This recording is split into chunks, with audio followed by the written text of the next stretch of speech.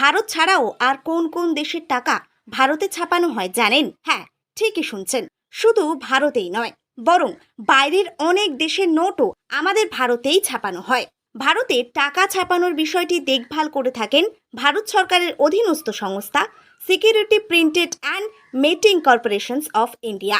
এই সংস্থা দেখভাল করে 4টি টাকশাল এবং 2টি নোট ছাপাখানার, একটি মহারাষ্ট্রের নাসিকে এবং অন্যটি মধ্যপ্রদেশের দেওয়াসে। সেই সঙ্গে পশ্চিম মেদিনীপুরের শালবনী এবং কর্ণাটকের মহীশূরে টাকা ছাপা হয়।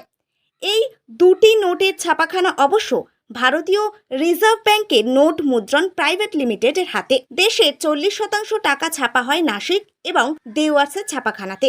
কিন্তু শুধু ভারত নয়, তার পাশাপাশি কিছু দেশের টাকাও এই ভারতেই ছাপানো হয়, যার মধ্যে রয়েছে ইরাক, নেপাল, শ্রীলঙ্কা, মায়ানমার এবং ভুটান। ভিন দেশের নোট ছাপানোর জন্য সবচেয়ে বেশি প্রয়োজন হলো সেই দেশের বিশ্বাস অর্জন।